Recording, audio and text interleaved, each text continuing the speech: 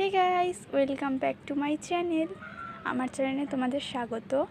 তো আজকে আমি নিরামিষ পেঁপের তরকারি বানিয়েছি। অনেক দিন আগে এই তরকারিটা বানিয়েছিলাম, আমার মায়ের খুব ভালো লেগেছিলো বলে তাই আজকে আমি আবার এটা বানালাম। তো এটা আগে ভিডিও করা হয়নি, তাই আজকে ভাবলাম ভিডিওটা করেই নিই। প্রথমে একটু সর্ষের তেল নিয়ে নেব, তাতে একটু জিরে, শুকনো লঙ্কা, তেজপাতা দিয়ে দেবো। আর অন্যদিকে পেঁপে, আলু, টমেটো, কাঁচা লঙ্কা সব কেটে রাখবো। তারপরে ওই তেলটাতে দিয়ে দেবো, একটু ভালো মতো করে নাড়িয়ে নেবো আমরা ওটাকে। একটু ভাজা ভাজা হয়ে গেলে সামান্য, তখন একটু নুন আর একটু হলুদ দিয়ে দেবো, যাতে আর একটু ভালো মতো ভাজা হয়ে যায় ওটা। তখন নুন আর হলুদ দেওয়ার পরে আমি একটুখানি এখানে নাড়িয়ে দিলাম। আর একটু ভাজা ভাজা হয়ে গেলে আমি এতে দিয়ে দেবো লঙ্কার গুঁড়ো। তোমরা যেরকম ঝাল খাও সেরকম দেবে। আমি এখানে লঙ্কা গুঁড়ো দিয়ে দেওয়ার পরে একটু আদা বাটা দিলাম, যেহেতু এটা পুরো নিরামিষ তরকারি তাই, যাতে স্বাদটা আরও দ্বিগুণ হয়।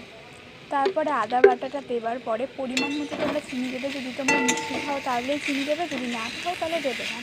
আমার মনে হয়েছে এখানে বেশি ঝাল হয়ে গেছে, তাই আমি সামান্য করে চিনি দিয়েছি। দিয়ে নাড়ানোর পরে পুরো ভাজা যখন হয়ে যাবে তখন আমি জল দিয়ে দেবো পেঁপেগুলো সিদ্ধ হওয়ার জন্য। তো দেখো এখানে পেঁপেগুলো ভালো মতো সিদ্ধ হয়ে গেছে। আর এখানে আমি জল দিয়ে ভালো মতো এটাকে ফুটিয়ে নিচ্ছি যতক্ষণ না জলটা শুকাবে। এখানে দেখতেই পাচ্ছ হালকা হালকা করে জলটা ফুটে ফুটে যাচ্ছে।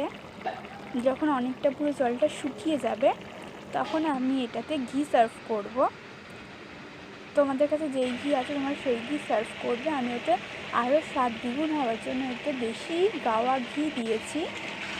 তো দেখো এবারে ঘিটা দিয়ে আর সামান্য নাড়িয়ে নেব, নাড়িয়ে গ্যাসটা বন্ধ করে দেবো।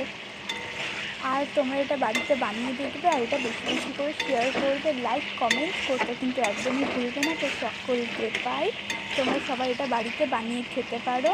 কেমন হয়েছে সবাই আমাকে কমেন্ট করে জানাবে প্লিজ। তো আজকের মতো ভিডিওটা এইটুকুনি। সকলকে বাই, সবাই সুস্থ থাকবে, ভালো থাকবে, আর পুজো ভালো মতো এনজয় করবে।